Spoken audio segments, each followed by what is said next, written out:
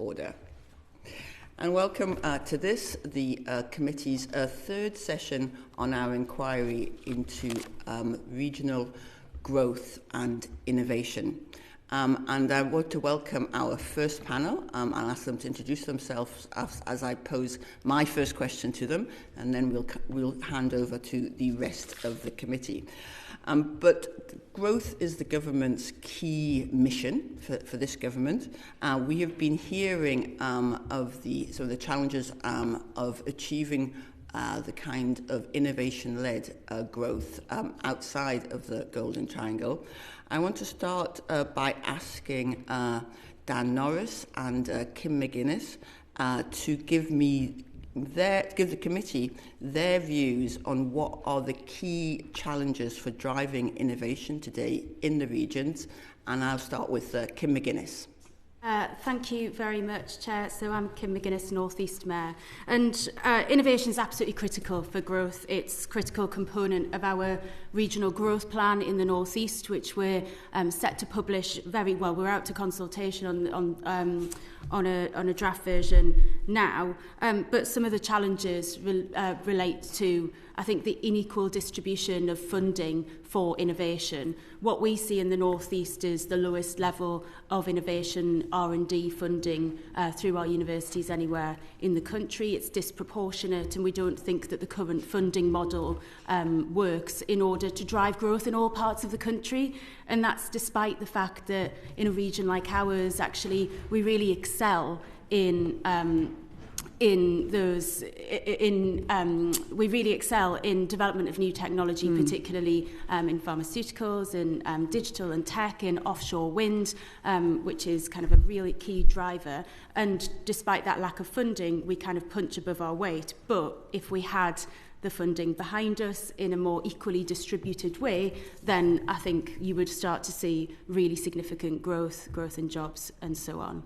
I think on top of that, we have made decisions in our region to pump prime where we can with funding for university spin-outs. We've made the decision to look at innovation funding along with Made UK, with Nissan on battery technology, but that kind of only goes so far through what we have available to us. And so I suppose what I would say is that unequal distribution, the difficulty in attracting capital for budding and startup businesses in this space, in those sectors in innovation, makes it quite difficult for us in comparison to, say, for example, the Golden Triangle.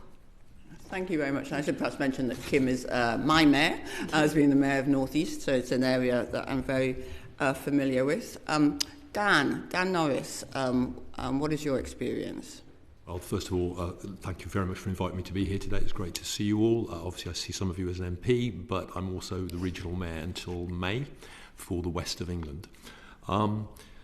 I think that there are a lot of challenges, frankly, and one of the things that I sometimes have found, having been a mayor for the last 4 years, is that it sometimes feels like we're competing with one another as regions, right. And I think that's a big error. I think that what we're more likely to be doing is competing rather within each other with, say, the west of England competing with California rather than with Bolton or Manchester or something like that, and we need to get our heads around that.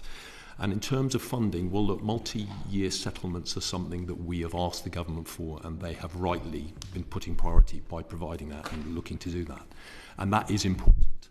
However, what I think we also need to do is look at some of the examples of best practice in the rest of the world where resources are made available in a regional way, and Europe does some of that very well. Because what I think is really difficult is that you can suddenly find that you get some fantastic challenge that you want to rise to, and you want to know that there is a pot of resource that you can turn to very, very quickly to grab that moment. And everything is quite slow. And I've seen it happen in my region quite a lot. So, for example, we are very, very good at quantum.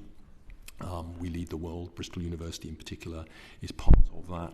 It's sort of us in the UK, America, of course, China and Israel are the big players. And it's very, very important, not just for the obvious reasons, but for our own security, because with quantum computers, they'll be able to break every code very, very quickly. So we've got to be ahead of that curve.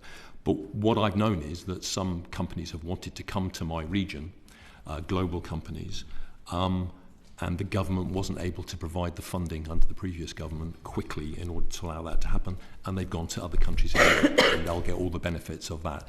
So what is needed is a resource that you can define maybe as a quantum fund or something like that you can go and immediately access very quickly in order to take advantage of the opportunity. Otherwise, the opportunity is lost to somewhere else in the world because it's about the country, not just our regions. Obviously, our regions are important. Obviously, we want to see fairness and balances where we possibly can. But if we miss out on global opportunities, nothing comes to our country and it doesn't help any region, and that troubles me. Thank you very much. Just the landscape of funding for growth in the regions and for innovation is quite complicated. I've a list of funds here: the Levelling Up Fund, the Towns Fund, the Community Renewal Fund, the Shared Prosperity Fund, investment zones, long-term plan for towns, and the government announced that it would be working with the Office for Investment to develop investment pipelines, and there's also the role of the National Wealth Fund.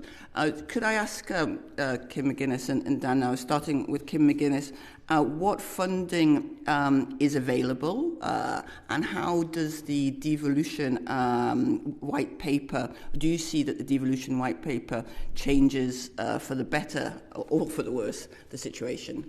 So I think, I don't think that I can run through every type of funding available. Obviously, the big ones are Innovate UK, UKRI, and those are the ones that are unequally distributed. And I think sometimes there's a feeling that there's also a lack of transparency around the distribution of some of those funding elements. And then similarly, and I think picking up on what Dan has already said, there's often layers of competition which pit us against each other, and then and then they don't necessarily fit with the priorities that are already determined by the regions. So, these growth plans will show the sectors of strength. So for us, that is, as I've already said, digital and tech, it's manufacturing, it's foundation economy, it's culture, and so on, space, defence, and so on.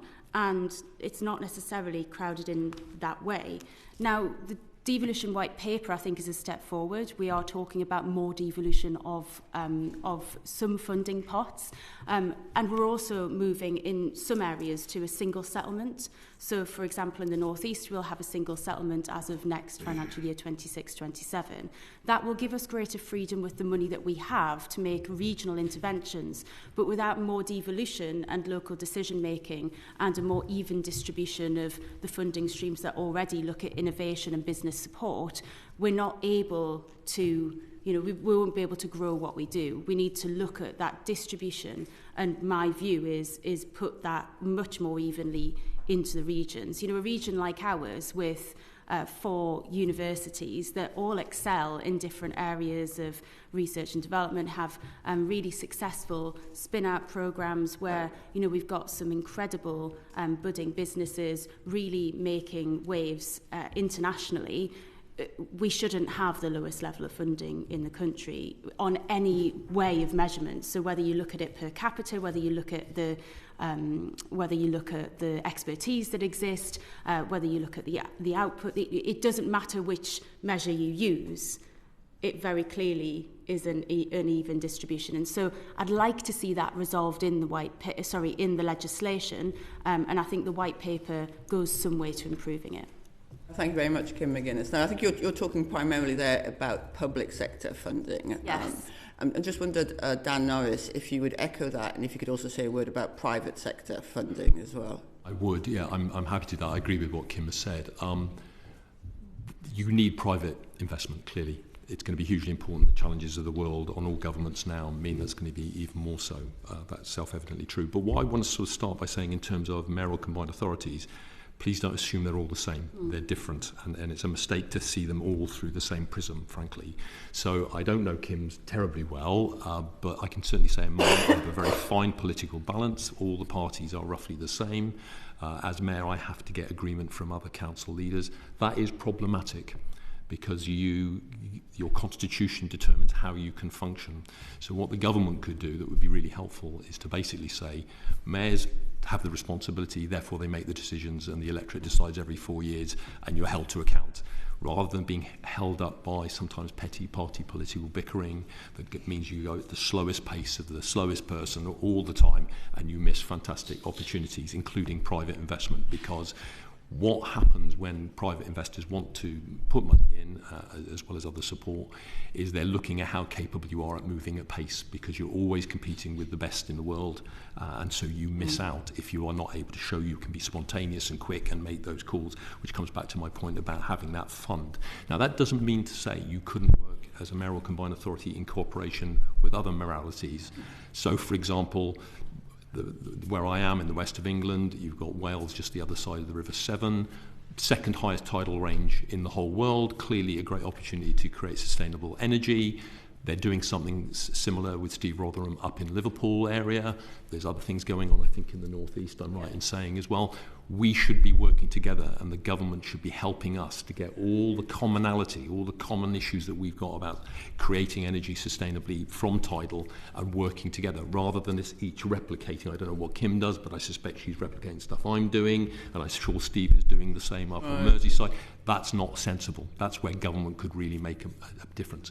Because at the end of the day, it's the old adage, isn't it? You want the right thing in the right place at the right time in the right quantity, and that pretty much is a metaphor for life. But as mayors and governments, we need all those things that create growth as quickly as we can. And while I'm for there being fairness in growth and wealth creation, what I also recognise is some places are better positioned to create that growth quickly as required by the government. And so, as I said, I'm not competing with other regions, but my region, for example, is the only major city region outside of London that contributes to GDP, net GDP. So if you want growth for the nation, you're probably wise to sequence it in a certain way that allows that advantage to be fully utilised to benefit other regions, and order it. So it's not just a question of you've got to create wealth to share it and distribute it. And if you do it equally, you will slow it up for the nation. So that's just a challenge for us as politicians. We have to work that out, but it's not one size fits all, and not all moralities are exactly the same. Right. Kim, did you want to come back on? Yeah, yes, and I think that there is something about how we sequence investment in order to get the best bang for our buck, I suppose. And I think in different topics it will be different. And the competitive bidding between combined authorities and regions, it's a non-starter. It has not worked for a long time because it doesn't get us the growth that we want to see. But, we could all argue that you would get more growth by putting investment into our own region. So, for example, we've got a really high percentage in comparison to the national average of research-intensive businesses. And we know that they struggle to access capital. And obviously I did talk about public sector capital, but they struggle to access venture capital funding as well. Not very much of that makes its way north of the M25. That is a problem. Even less of it, I know you're hearing from Dr. Boulding later on, even less of it makes its way to female founders and innovators. And we really have to work to do something. I think we need to make proactive intervention in order to resolve that. And we need to do that in both the public sector funding pots with more devolution to our areas in order for us to be able to support those sectors, but also to encourage private investment into the UK and to truly showcase what it is that we have outside of that very centralised system that currently runs. Well, we are looking at private sector. First, I'm going to go Steve and then Kit, if that's okay. Great, thank you. The government has clearly two preferences. One is for strategic mayors over sort of council leaders, and the second is for strategic authorities to take over economic innovation sort of policy certainly away from pan-regional partnerships or whatever else existed there before. So I just wanted to know about the role of mayor, strategic mayor, and how either you use that if you are one, or Councillor Brocklesby, how you experience that sort of in the area per compared to a PRP, for example. And does the system embed the role of mayor to help you to drive innovation and growth? Does it need to do better? Or is it to do with individuals who take the role, who can lean on the soft power of being a mayor? And how will that differentiate from PRPs, for example? And I wonder, Councillor Brocklesby, if you want to kick off on that one. Thank you. I'm Marianne Brocklesby. I'm the chair of Cardiff Capital Region. I'm also leader of Monmouthshire County Council in Wales. Wales is a devolved nation, does not have mayors.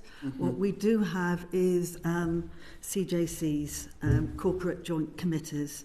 The South East Wales Corporate Joint Committee comprises 10 local authorities, which range from Cardiff and Newport as cities, the valleys, local authorities of Merthyr, Blaenau, and two largely rural but very connected local authorities, of which Monmouthshire is one, the other is Vale of Glamorgan.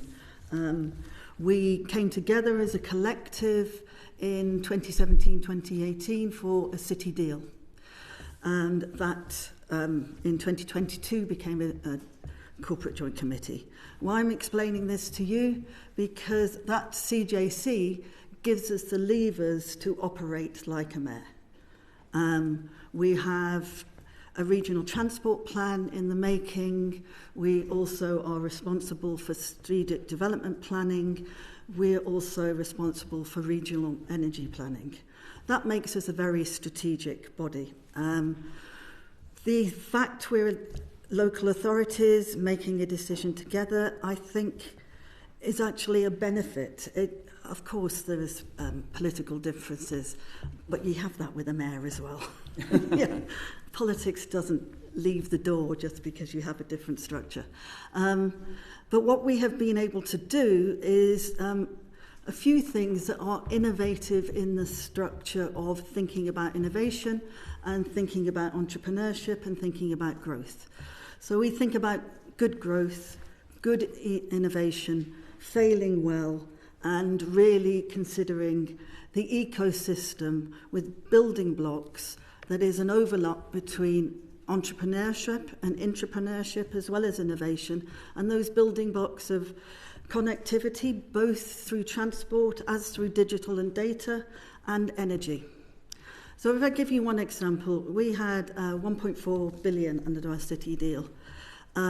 Just under half a billion was given to what we called our wider investment fund, which was us as a city deal, Cardiff Capital Region, operating as the ability to take risks to allow the private sector to step in, using equity and debt as instruments, not grants, and working in collaboration with the private sector and with our universities, focused on clusters, but really thinking through what life sciences meant to us. So it was medical diagnostics, fintech, it was insurance, for example. And out of that, we set up, and there's only two of us in the UK, and we were the only city deal to do this. We set up what we called an evergreen fund, with the expectation that 50% of our investments would come back and then could be reinvested, precisely to your point, in a flexible, organic way, so when opportunities arose, we could then step in and support. So we already have over 20 million coming back to us, which we're now looking at our second phase of reinvestment. I'm done.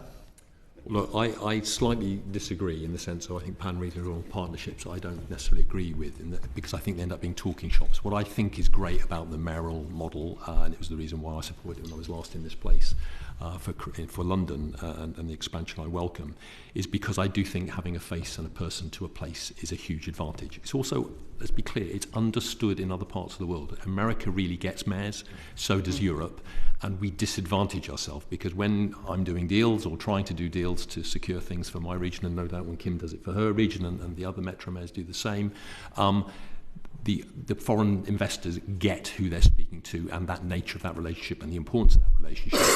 Our existing structures are not the same, we don't fully appreciate what that message is, what that individual means to foreign investors. And so I think we lose out if we turn away from it. I think we should embrace it. So I'm keen that devolution is really devolution, so that it's not still Westminster and Whitehall meddling a bit, which does happen, I'm afraid, and slows everything down hugely, and it's a real problem. I don't know if you've experienced that too, Kim, but I certainly find it a huge frustration. Hold us to account, but do it sort of subsequently and say, look, that didn't go so well, so you need to modify, rather than block us at the beginning, because it comes back to this thing about spontaneity. We are in a hugely competitive world that is just speeding up and speeding up and speeding up, and we are too slow. We're a half yard off the pace. Thank you. I think we need to move on. Now, I don't want to rerun the argument about whether there should be mayors or there should not be mayors. No. I think we know that there are mayors, and they're going to be mayors, and what we're looking at is how we can ensure that whatever the patchwork of different authorities is, that we can drive innovation across the country. Now, I know that Kit has been trying to catch my eye. I just want to take you back to this notion of kind of collaboration, right?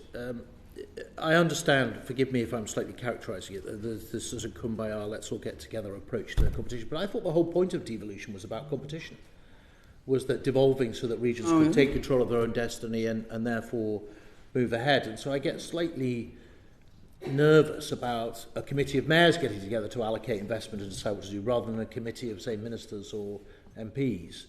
And I just wondered where the balance was between, the West of England deciding we want to win on this over the North East and make it our thing, rather than sort of recreating a national structure that allocates.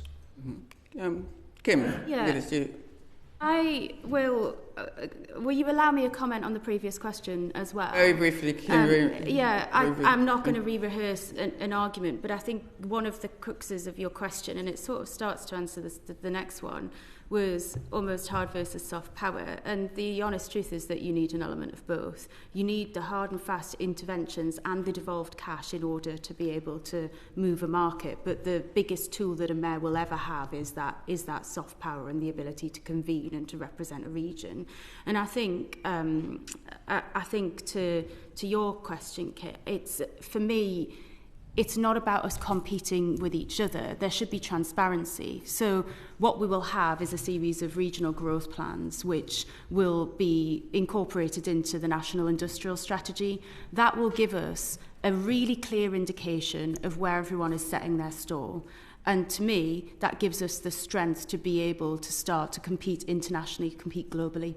And to say, for example, in my region, the region that has the offshore wind catapult, the region that can do everything from research and development through to servicing in the offshore wind industry, for example, we are a global competitor in a way that somewhere that doesn't have access to the sea won't be. Mm-hmm. And so we shouldn't be competing internally within Britain for, little pots of funding here and there, when actually you have got these strategic authorities which are designed to be fast, to be nimble, to be fleet of foot, to be able to make those investments in a way that we haven't been able to do from the centre, because government is a behemoth, it is an oil tanker by its very nature, and it's not a criticism, it's just a fact. And so I think being able to make those regional interventions, taking the competition out of our internal process and saying, right, we'll go after that.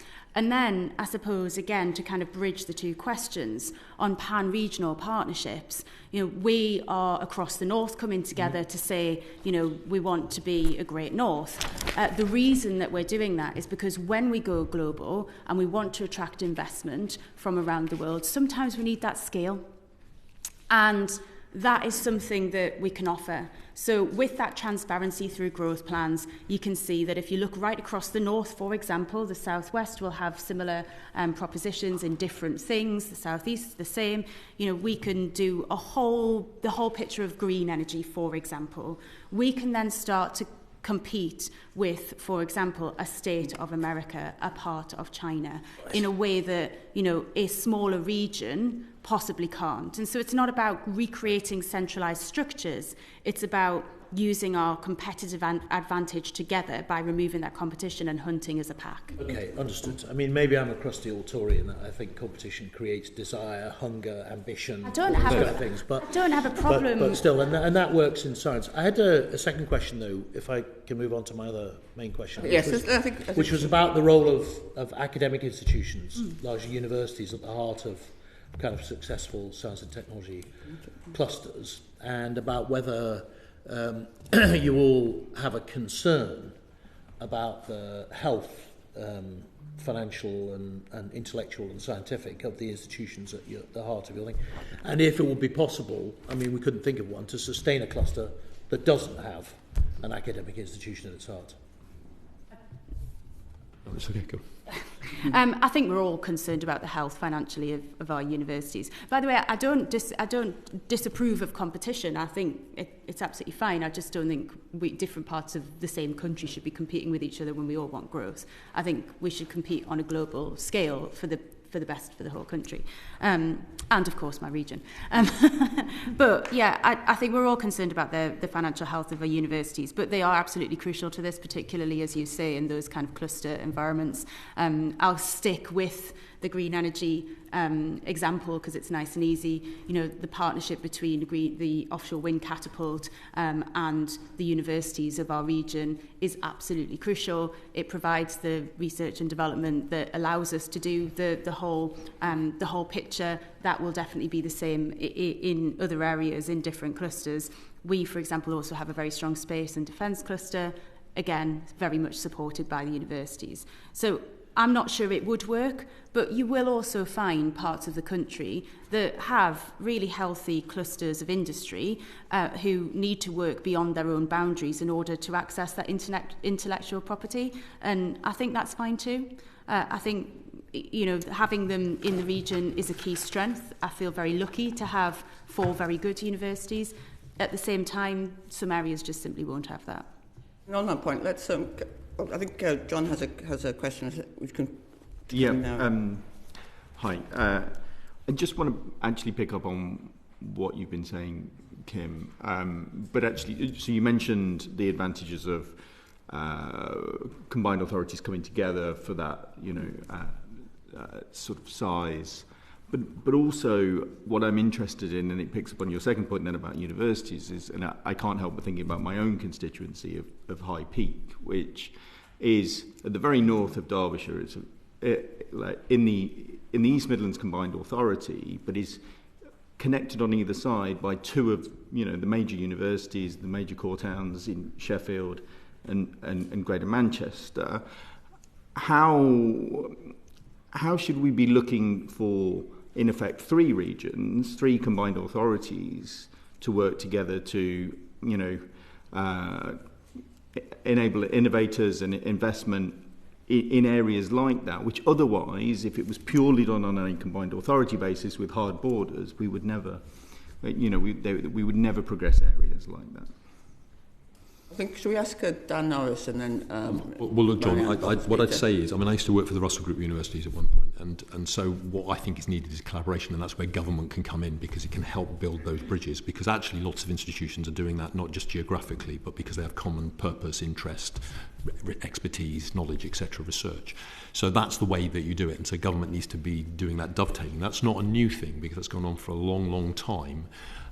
What has, I think, the real challenge is more about how you get the pace of university decision-making to align with business decision-making timescales, because universities have historically been somewhat slow, to be fair, and you need to get those joined up, and I think that's where government could really make a difference. It could set that dialogue, that discussion, those forums, in order to make sure that everybody's dovetailing closely together to the benefit of the country and then consequently the regions. And then coming back to Kit's point, well, I think there is competition. Kim is never not going to root really hard for her region, as am I going to for mine and all the other mayors. However, what comes from mayors being local is a confidence in what you know you're good at, as well as where you need to be stronger and where you need to cooperate.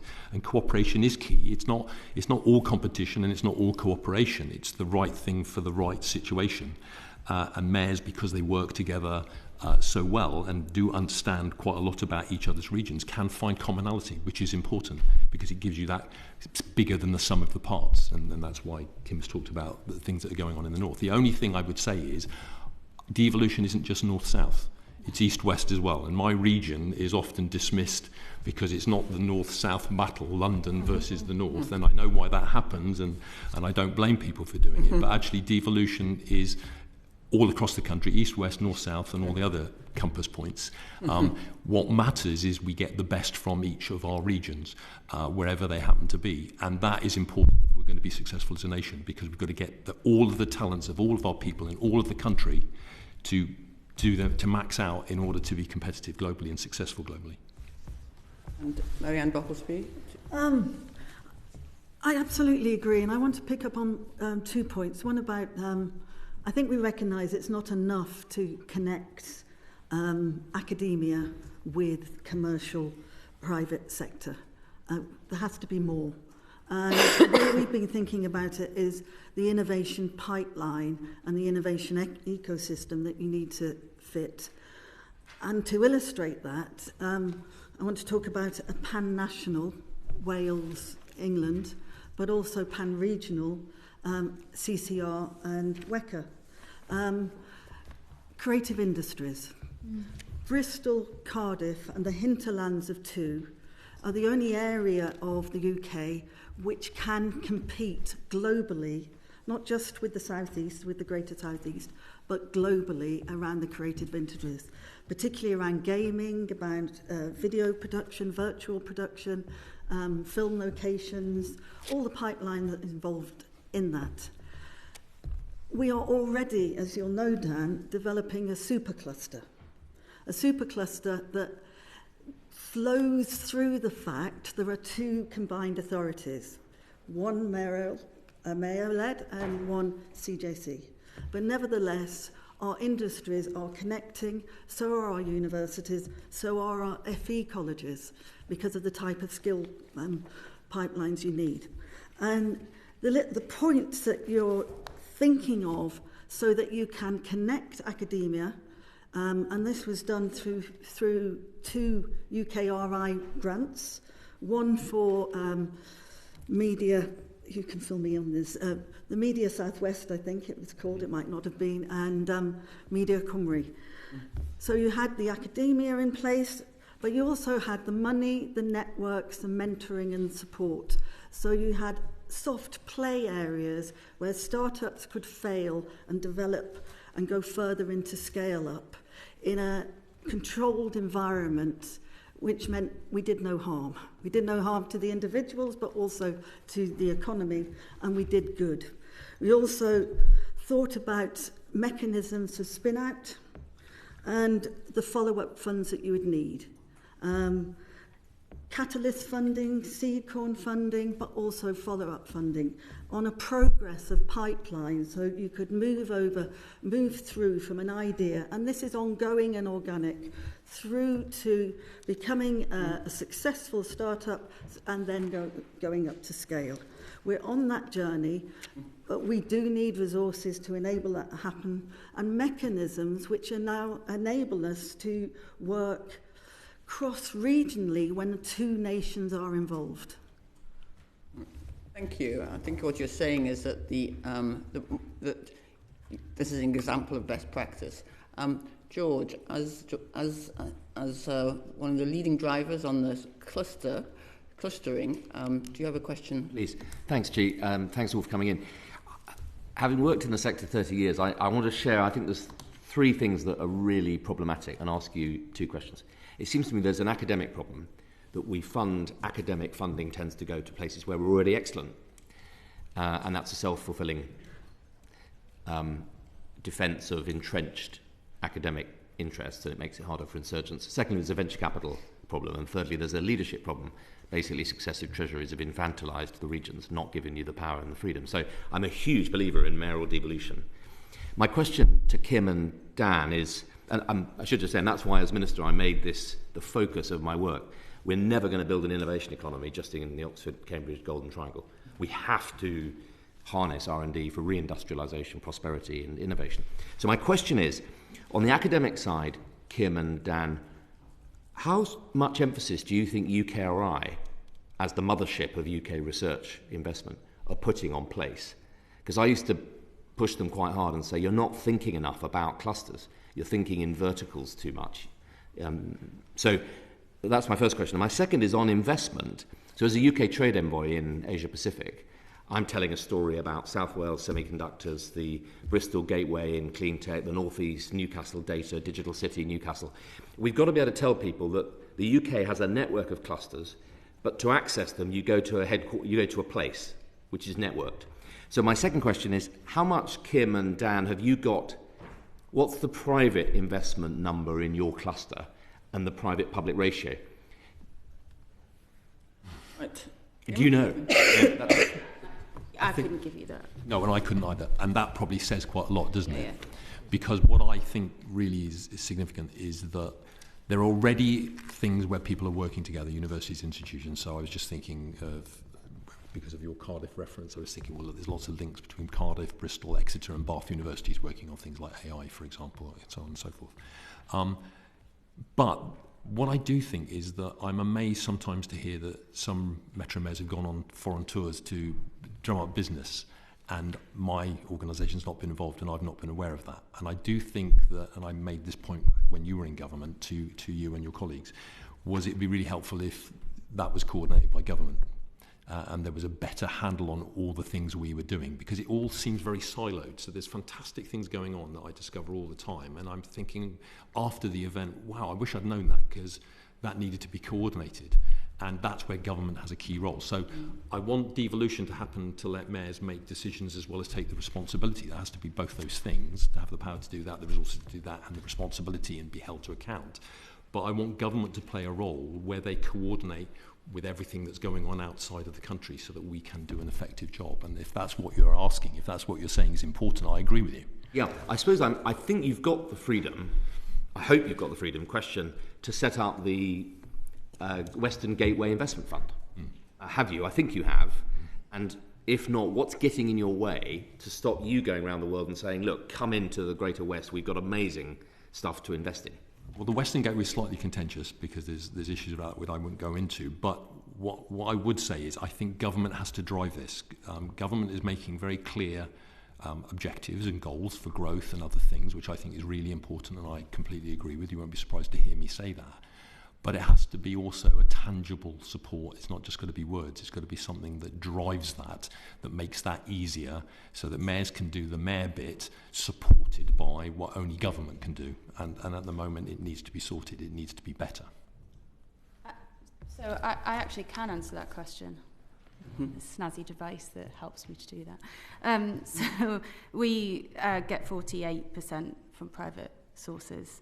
We punch above our weight in the region with inward investment, but we have to work very hard for that. And to kind of go to your earlier point in question one, do I think that UKRI take a place-based approach? No, because despite that we get the third lowest level of investment, and despite the fact that we've got a lot of innovation-intensive businesses and innovation-intensive universities. So we are in that position where, you know, we're out there and we're doing it and we're bringing it in, but that's not matched by the mechanism that exists currently in this country to prime it. We've got the head of Innovate coming in next week. We may ask about that. I would highlight the North East is a really good example. Northumbria University, while I was minister, but nothing to do with me, shot up from 40th in the league table to 16th, yes, doing really great work, driving industrial collaborations. Yes. And if you look at the North East cluster, actually,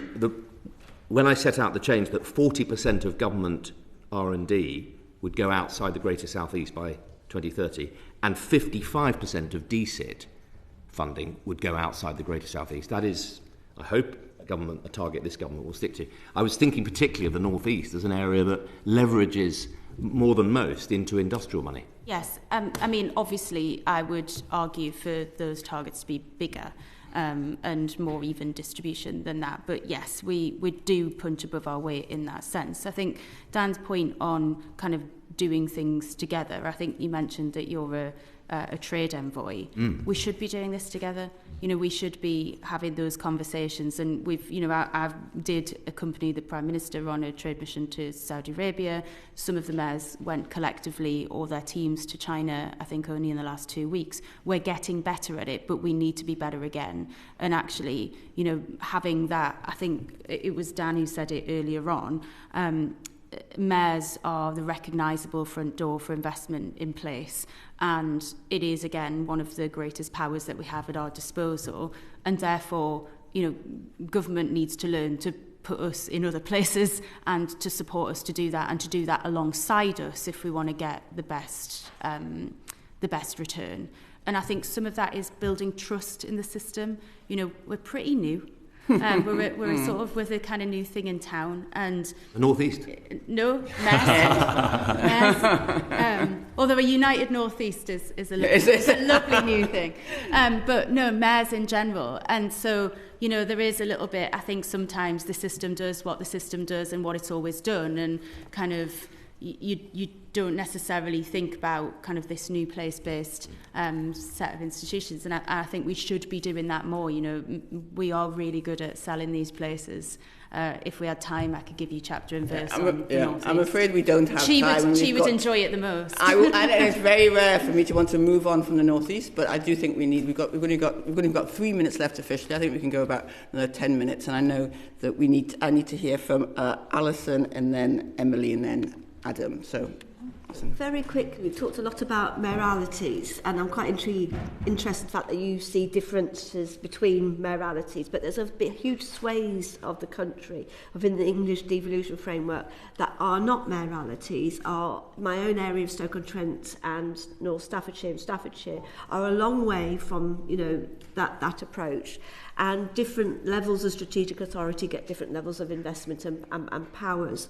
So do you think that the English devolution framework will have more powers over innovation policy than others, with the established mayoral strategic authorities have more power? So considering those ones that don't have that, should the government take steps to ensure businesses in all authorities get the same opportunities? And do we run the risk that government policies could unintentionally entrench regional disparities on regions' devolution by, you know, in accordance to regions' devolution status? I'm really concerned that we don't create left behind, you know, areas again because of this lack of investment.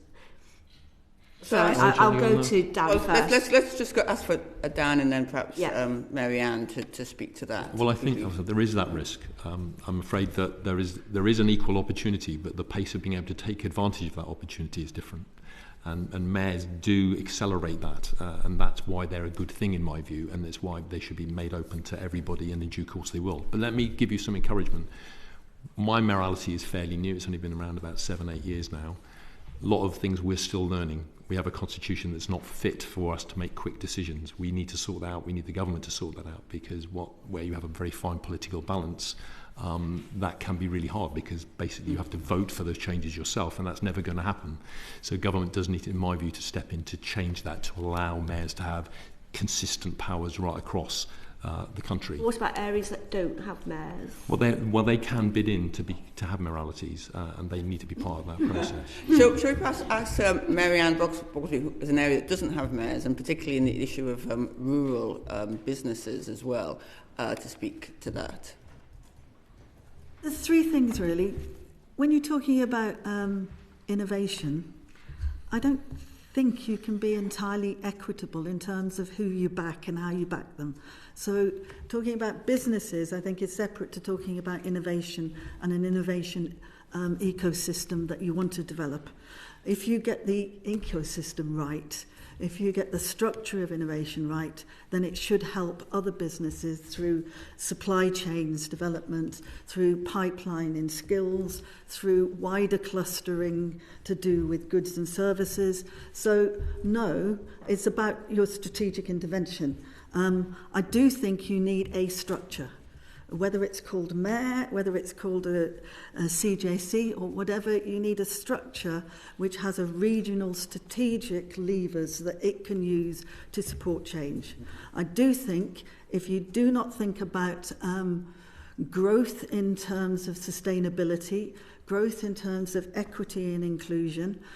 Economic well-being is a very strong characteristic of our region because we are one of the most unequal regions in the UK.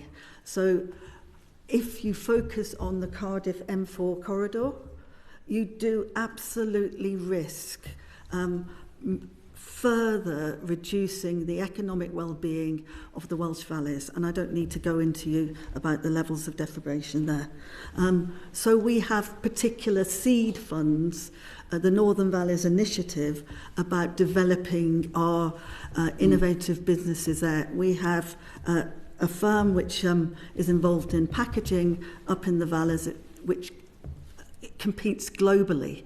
It never started off by competing within Wales or within the UK. It competes globally. That's attracting people in. But we also, and I think this is really important, the transport and data and digital connectivity is absolutely essential to ensure that you do not leave behind different parts.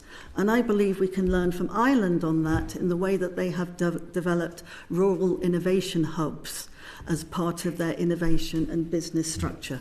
And that's, I come from a rural county. I hear what you're saying. I'm just concerned that the differential in powers to make these decisions and control the funding and get that additional funding. If you are not a mayoralty and you tell me you've taken 7 years and you're still making mistakes, Stoke-on-Trent, Staffordshire are several years away from even getting to the point that you're at, and then we're going to be doing that learning curve as well. And I'm just, there is a concern there as to how you would suggest that we try and protect those regions that have not yet, who are very early on in their journey. We just take comfort from the fact that the mistakes that my mayoralty is making and the others are making, you can learn from very quickly. So you shouldn't take as long when you get onto that path.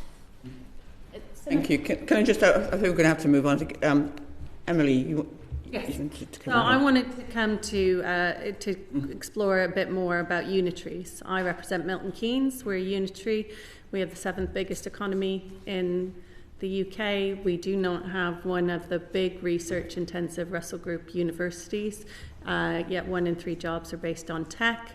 And the unitary, despite putting forward for a mayoral combined authority, was refused. So it's not available to anybody who wants it. But will not have access to the funds that mayoral combined authorities have, and obviously it's different in Wales and your relationship with the Welsh Government. So how do these actually become successful and play their role? I appreciate it's none of you are representing a unitary. That's a mistake potentially from us from getting a unitary leader on, but clearly they're the only game in town. And as you said, mayors are the new bright shiny thing, but for those of us that wanted them and didn't get them, how do we make sure they get their equitable bit of the funding, and how do we make sure they access the pots that are only available to mayors at the moment? I feel like, is it appropriate to ask you a question? I feel I guess I don't know anything about the deal for Milton Keynes. I don't know why it was refused, but why it was refused. But I guess maybe some of it is about scale, and I don't know how many people are in that unitary. But I think some of it is about scale. No, we were going in with other councils, other unitary councils, but we were all refused, and we're not the only deal that was refused. But is it not just in this round? So in this current round, it's not a forever refusal, right? We don't know when the next round will be. I think that government do have. I mean, I'm not here to speak for government, but I do believe government have an aim around a fully devolved England, and therefore it is just a case of what the system can manage at any one time. And I think in the meantime, as a region that took a very, very long time for us to get to this point because of some of the internal politics in the region, I think it's about preparation as a group to think about what it is you want devolved. I think going back to that previous question, some of this is in the negotiation of the deal itself, and kind of what components regions want to bring forward for themselves as the things that they want to excel at. So I kind of understand your concern around, well, what about if we weren't given those powers, therefore would that put us at a disadvantage? But there's kind of negotiated on the basis of regional strength. So hopefully you will. I mean, you get 2 mayors on the panel, right? And we're going to say you should get a mayor. Like it's you're never going to have it any other way. And I hope that you do over the course of the Parliament. I mean, what I'd say, Emily, is simply we did not get there quickly either. No. And it is a door that remains open. You just have to keep trying. I mean, whether Milton Keynes should have gotten a deal or not, is not really part of this. I guess you and I have been on panels before when I was deputy leader of Milton Keynes, and we talked about the role in economic and regional innovation. And I hear some of the things that you're saying, it should be more equitable funding, it should be more this and more that. And some people will say, Milton Keynes has proximity to Oxford and Cambridge.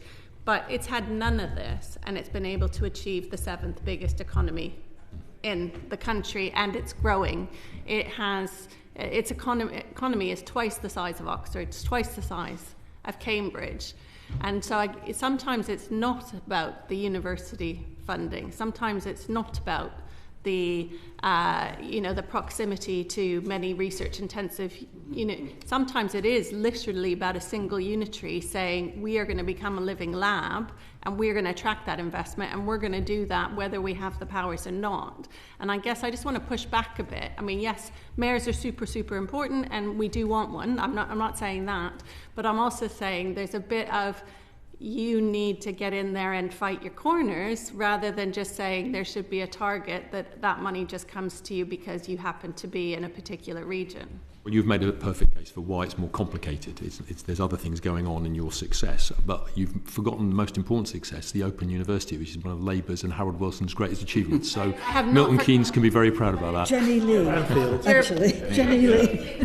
But it's not listed as a research-intensive university, and that's often how we make these discussions. Emily, darling, can we hear from Marianne Brocklesby? Marianne. I do actually represent a unitary authority, yes, exactly, yeah. And if I look at my region, there are only 2 local authorities which are in the top 100 competitive index. That's my local authority, a rural local authority, Monmouthshire, and Cardiff. The rest are nowhere near, and some of them are sadly near the bottom, which absolutely illustrates the economic inequalities within our region. What I think we're learning in Wales, and I'm sure is going to be learnt here, is what level of government does best for whom? Because what these are being set up for is to have the greatest economic and social impact on the people of the UK in one way or another. They're not set up just to grow for the sake of growth. The output and the outcomes we want to see is greater well-being, greater prosperity, and a greater fairness across the country. So when we're thinking about what level works best, I think we're thinking in those terms, not necessarily about the connectors. And I think we're all feeling our way on this one. So there are things to be learnt from Wales and things to be learnt from Scotland for England as they feel their way through their particular devolution structure.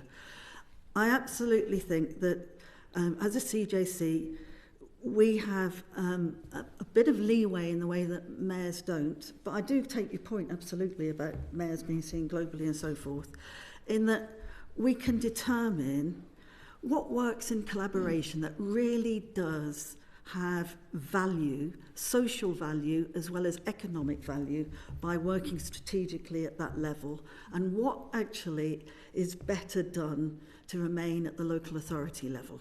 And it's not as easy as local authorities do the service delivery on behalf of the mayors or on behalf of...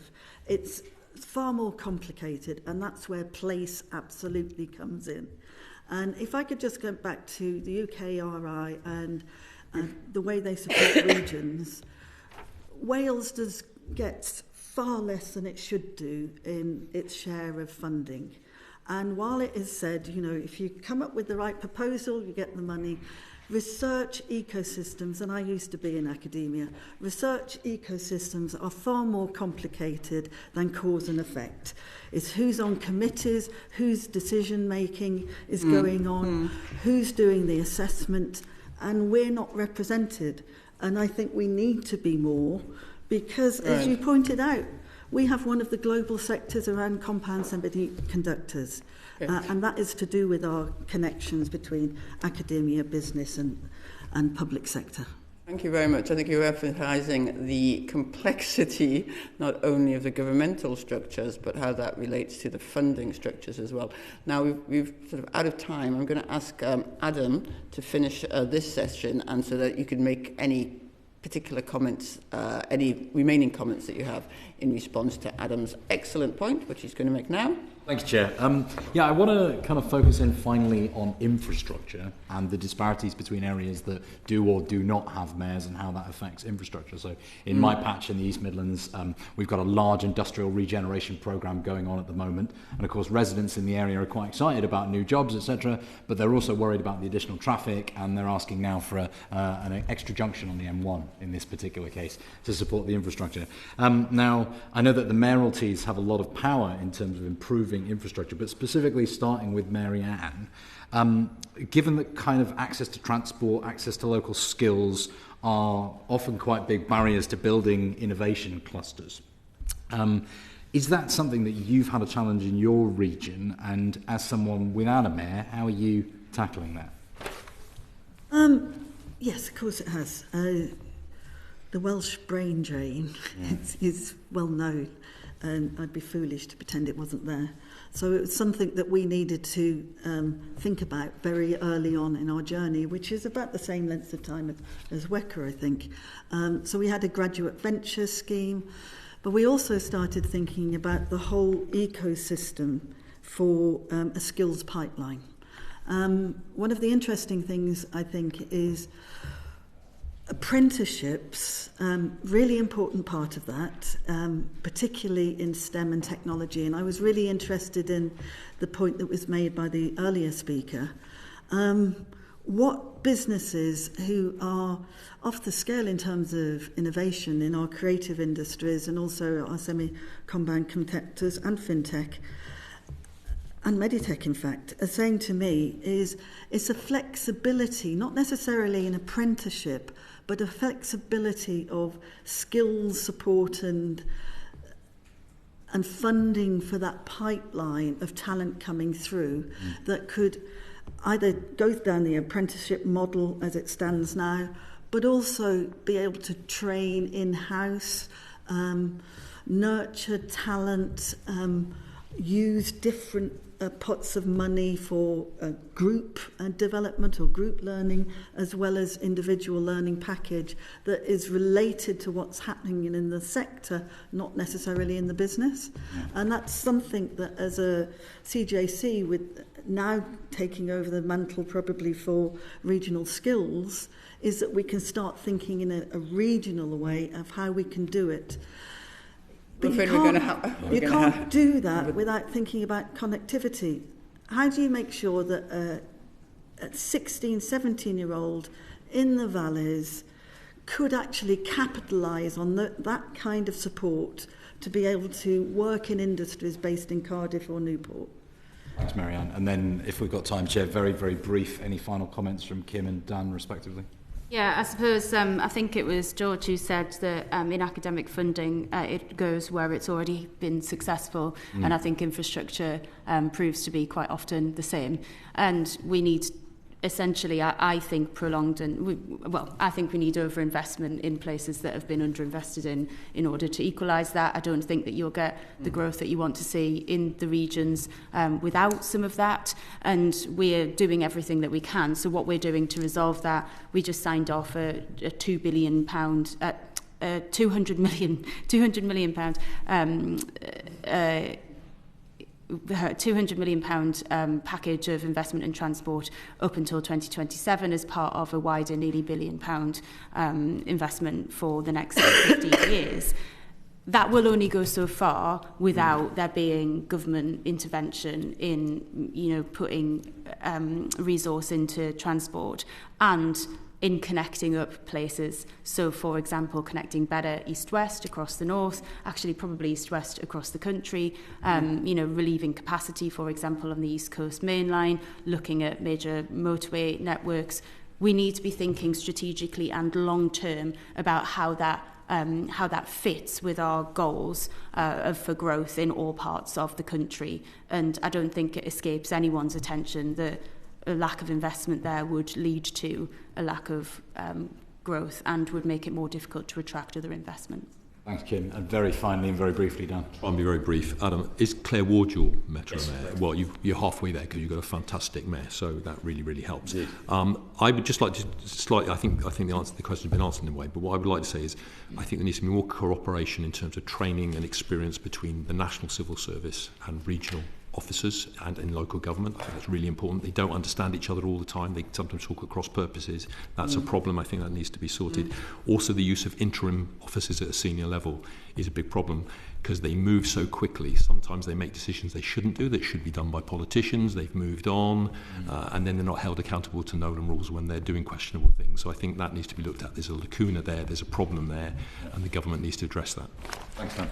Thank you very much. Thank you very much. We have gone somewhat over time, but I think that highlights the challenges that regional growth and driven by innovation and supported by the myriad different regional government structures presents to us. I want to give a huge thank you to our witnesses for the evidence they've given. I think you've emphasised to us the complexity of the challenges and the complexity of the existing landscape, both in terms of local government, innovation funding, and the strengths in different places. And I think you've given us a lot to think about, not necessarily answers, but a lot to think about. And a huge thank you for spending this time with us now. Thank you for having us. Order.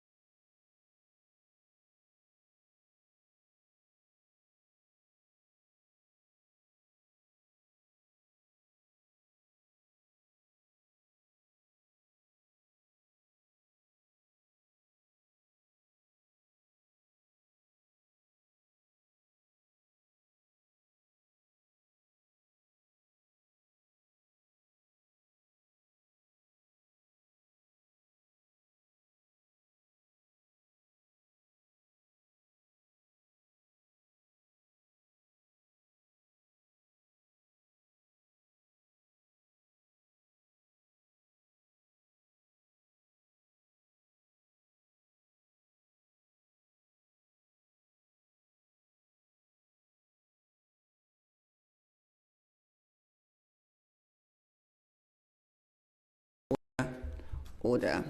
And welcome to this, the second panel in today's Science, Innovation and Technology Committee inquiry into regional innovation and growth.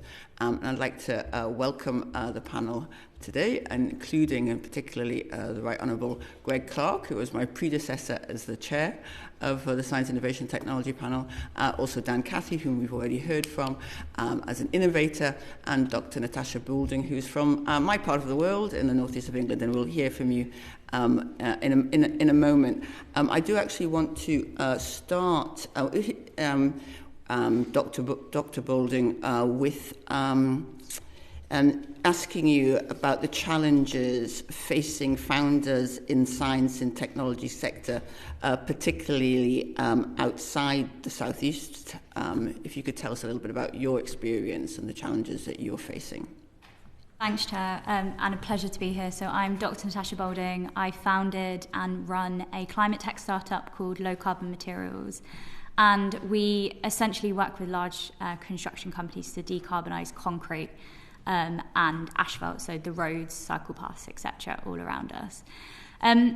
So I'm quite used to barriers and challenges. So we have 3 state school educated founders, first generation university goers, and we're female led. So and we're based in Durham in the northeast. So we have a few barriers and challenges that we have hopefully overcome, but many more to come. To give you a little bit of flavour of what those challenges are, funding is a key one. So as the previous panel has said, the funding, and public and private, into the north is more scarce than into the south. So as a founder, that represents huge challenges when funding is absolutely always the first thing on your mind. The other thing that I wanted to share is hiring and talent. So the C-suite and senior leadership team hiring can be quite tricky. Relocating people to the northeast, it's a beautiful place, but people have mostly never been. So I've had a lot of people who come up for interview who have been there for the first time and are quite frankly shocked by how beautiful it is. It also represents a reasonable living. It's not the most expensive place to live, and it's beautiful. So hiring is still a huge challenge. The way that we have mitigated the funding and the hiring is we are very intertwined with the startup ecosystem. So we're not necessarily part of a cluster, but we are part of the startup ecosystem, which is absolutely key and pretty strong in the UK. So you have organisations like Technation, Creative Destruction Lab. We have Durham City Incubator, which is a prosperity-funded startup incubator for people very, very early on in their journey coming out of university or college who have an idea. That was absolutely pivotal in our journey. The Northeast and where we're based has supported us almost through every single part of our journey. So we were the first student spin out from Durham University, supported by the Northern Accelerator that I know previous panel members have discussed. The Northern Accelerator is a hugely important programme for the region, 5 or 6 Northern universities included. We managed to get funding from them for proof of concept, and then straight into Durham City Incubator to incubate that idea a little bit further, then straight into seed funding, and working with the more national startup ecosystem. So I think this country has a really strong startup ecosystem, but when you get to that kind of scale-up phase is where the gaps are, as I see it. What was your last funding round? How much did you raise? So to date, we've raised 5 million, which has been a mixture of public and private. Okay. Now, you've partly answered the question about the support that you've received. So that comes from different government policies focused on supporting startups. I'm going to ask both you and Dan, Cathie, would you identify a government policy which has particularly supported your journey and one that you would like to see? I think there's been a few. So the EIS and SEIS has been key, and I think you probably wouldn't speak to a founder who doesn't say that. So that's key. Enterprise zones. So we are situated right in an enterprise zone, which means we get business rates relief, which makes it much, much more attractive to have a large facility in an area, which is what we absolutely needed. So they're the key ones for me. The SEIS and EIS, and lastly, Innovate UK funding. Innovate UK adds a level of due diligence for private investors, floods private investment. We've benefited hugely from the regional angel programs as part of Innovate UK. Our first funding round was an Innovate UK grant matched with regional angel money. And that was really how we got off the ground. Because regional angels like supporting startup and fledgling companies in their region. So Innovate UK has been a key part of that journey as well. It's good to have that feedback. Is there a particular government policy or initiative you would like to see? Or just more support for existing ones? I think what I would quite like to see is more emphasis on procurement, public procurement. So I see a lot of funding, early stage funding, going to multiple different businesses. But then those businesses are going to get to the point where they need follow-on support. In terms of grant funding, absolutely. But I think we could do something with procurement. So for me right now, we've got customers all across the UK, and we decarbonise projects all across the UK. And we've received a lot of government funding. But if we could have as part of that grant programme, if you hit XYZ commercial and technical milestones, the government would commit to maybe a demonstrator, a first-of-a-kind project, or something like that. So how do we pair up the public procurement piece? Because if you go to a private investor with a purchase order for a government department to carry out a first-of-a-kind project, or grant funding, they'd go for the purchase order every single time. So how do we link that up more where we're not just subsidising science, we are actually making sure that we're supporting companies through from that early stage technical development right into, if they hit the technical milestones, to actually deploying that on a first-of-a-kind project. Thank you very much. Now, Dan, Cathie, you've already spoken today in the Innovator Showcase. Is there anything that you would like to add to that? So I completely support what Natasha's just said. The extensions and where I see it potentially being built on is in extending the knowledge-intensive SEIS and EIS to larger amounts and levels than they are today. And the reason for that is that when you get into that very early pre-seed stage and you need 100k, something to get going, that's great. You can get that from angels, and they use the SEIS for that. The next round for deep tech and for life science businesses tend to be million plus. And actually, you pretty much lose the angels at that point unless they really can see the tax advantages of coming in. And really what I'd like to see is more of a pull-through of the leaders of the previous round being participators in the next round. And largely that's what we did with Northern Bridgestone. They came in at a seed round, which is way earlier than they would normally come in order to observe our growth and then lead the following round. But even then that creates tension because they can't then price the round themselves. They need someone else to come in from outside and price the round and say, this is what the valuation is, because they're already an investor. So what you really need is I see a gap at this point between that sort of early pre-seed stage and the fairly large seed stages for knowledge-intensive, research-intensive businesses, which require many rounds till they start getting to revenue. And so extending that knowledge-intensive SEIS level, cap level, for those particular types of businesses that are going to see a much longer incubation or development period than some of, let's say, tech or software type businesses. For me, that's something that would be really helpful. The other one I just wanted to highlight, because it's not been mentioned so far today, is investor partnership, part of the Innovate UK funding. I think those were a great incentives, and I think they've been a really well adopted, and a lot of it's very popular for startups, because investors like to know they're not, they've got non-dilutive funding coming in alongside their dilutive funding, and effectively then instead of raising $1 million, you get 2 million, and that makes quite a big difference. It lowers the risk for the investors, and it increases the chances of success for the startup. So we know that the kind of pot's largely run dry on that front. We'd like to see that extended, the specific investor partnership elements, or the match funding part of Innovate UK. I'm sure we'll touch on some other Innovate UK stuff later on. Yes. Lastly, the third point, which I find really challenging, is there are so many grants out there. Right. It's really hard to filter what you need, what you want. You've got DASA, NIHR, you've got obviously IUK, you've got a bunch of other stuff as well. It's quite difficult unless you have a dedicated person identified in the team who's just going to go, I'll help you do that, or you outsource it, which at the end of the day means you're paying someone else to do a job that you could do. So some sort of landscape or map that would help coordinate all of those different elements makes a lot of sense.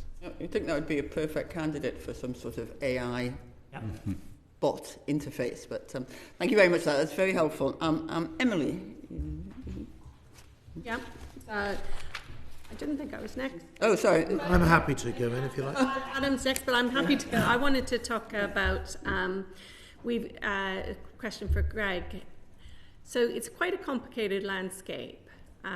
You have unitary authorities making their own economic plans. You have mayoral or CDCs. You've got the national infrastructures, the national plans as well, industrial strategy. How do you think it works best? Is it bottom up, top down, or where do these meet, or do they meet at all? And are these competing with each other, or actually are they reinforcing each other? I think it's a combination of both, but first let me thank the committee for inviting me back. It's good to be back. I should perhaps introduce myself. I'm now chair of the Warrick Innovation District at the University of Warwick, of which I think there are some alumni around the table. I'm also chair of the Society of Chemical Industry. I think Natasha is an award winner of the Society, and I'm a member of the Government's Industrial Strategy Advisory Council. I think there's clearly a national interest and a local interest in all of these things. And I think the best way is to recognise both. And I have always been a great proponent of deals, which is to say that you kind of bring together the national interest and the local interest, and you work together, you thrash out a deal so that it gives a return to both. And I think the mayoralties, which I think are very important, and you heard in the last panel from, make it much easier to do that. The government's got a counterparty, not just someone with an authority with whom they can negotiate, but actually a person of kind of influence and stature that, I speak from experience of a minister, if the mayor comes on the phone, you take the call. So I think it's both, but the national interest is important. If there are national funds, there are national priorities, including the government's industrial strategy, you need to have that dialogue and negotiation and deal with both sides. And how do you then balance that with some of the Blue Skies, Greater Outlook research funding that gets distributed via universities or by the government's own research institutions? Well, that's a good illustration of it, where I think there are two sides, as it were. And this committee and its predecessors and ministers, including one of your members, have always kind of grappled with this question of how you distribute it. What's always going to be a kind of limited pot of funding. Do you spread it thinly in a completely equal way, or do you reward excellence? And that's a contested concept and definition. The truth is that I think you can't just spread it completely thinly. Other countries that do that tend not to prosper from it. The fact that our research is so internationally renowned as excellent, I think, does reflect some rigorous decisions to make sure that the most promising projects are funded. But one of the strengths of our system is, perhaps more than the rest of the economy, you've got around the country really excellent institutions and universities and research establishments, much more kind of regionally based than, for example, headquarters of public limited companies and investors.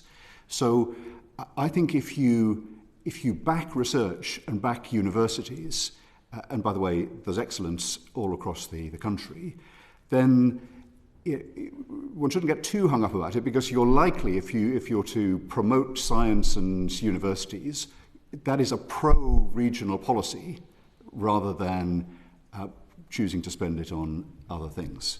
Now, there are questions as to how this can be done better, and I'm sure that there are possibilities across the country, more than are being taken advantage of at the moment.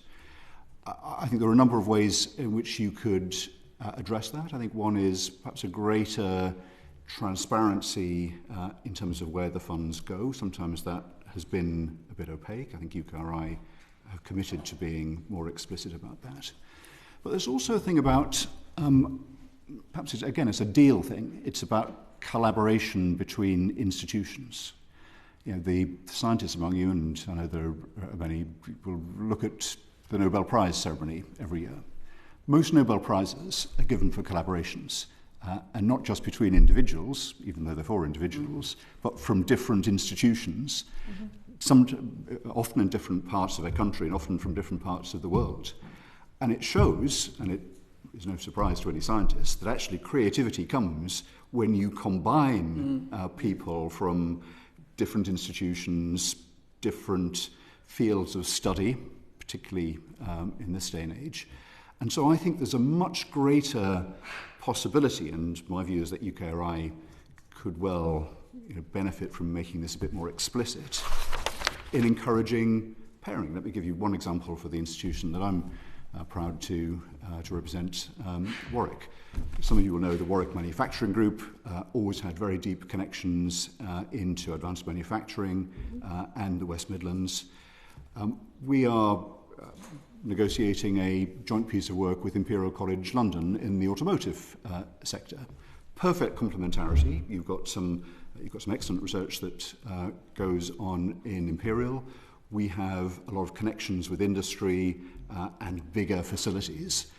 Two excellent institutions, research-intensive institutions, highly regarded in this country around the world. Great opportunities for them to join together to the benefit of London and the West Midlands. And I could say more there are arrangements between Cambridge and Manchester, for example. So I think there's more there than has been done to date. It's tended to be a bit atomised. The way that these competitions have been run has been often, I think it came up in the last session, people pitted against each other rather than looking for the returns from complementarity and collaboration. Thank you very much, and I did get a bit ahead of myself, so I'm sorry to. That's okay. But good, Clark, you've heard the discussion earlier, and you're talking about complementarity there, and we talked about the competition, if you like, versus not versus, but with regard to cooperation. Who should be responsible for sort of identifying and supporting that and complementarity? And you also mentioned the Industrial Strategy Council, yes, which you're a member of. Does it have a role there? And do you think that it is a I suppose is a effective representative of our industrial policy and guidance? Well, first of all, I'm a member of the council, and it's an advisory council, so it gives advice to ministers, and it's ministers that decide, and it's working away quite intensively on developing advice that will go to ministers to as they draw up the white paper. I would say from the deliberations so far, it's been pretty lively, as you might expect from the group of people if you look down it, and pretty intense. And I think it's good that the government is doing that. I was responsible for drawing up an industrial strategy when I was Secretary of State. The advisory group that I set up, the advisory council, was to, as it were, mark our homework after we had published the policy.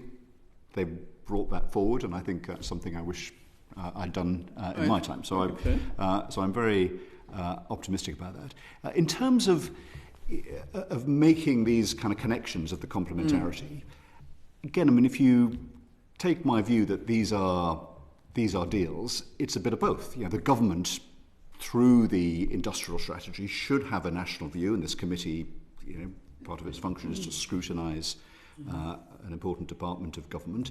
It should have a view of what technologies we are strong at and can get stronger if we invest in them, and risk losing an advantage if we don't back them. There should be a national view there. But as your witnesses in the previous panel said, there's no one knows their place better than the people who live and work, and in many cases lead it.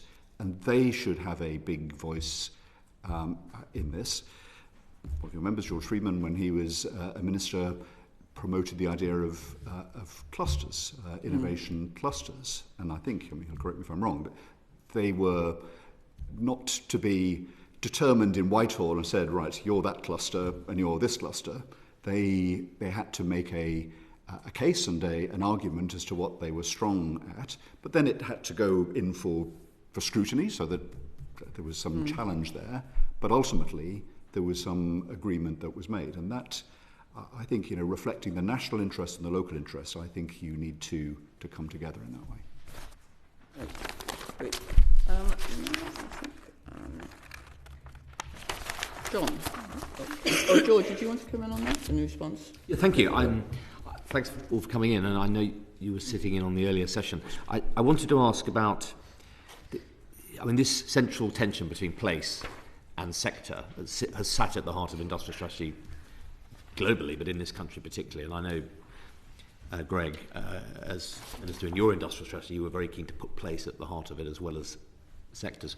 I wanted to ask about really what, as seasoned observers, where you think the real problem today is, and to what extent it's in the academic funding that we tend to entrench the establishment's sciences and makes it hard for insurgents to come in funding, in VC funding and finance, where the Greater South East is dominant, and in leadership and giving more leadership to local areas.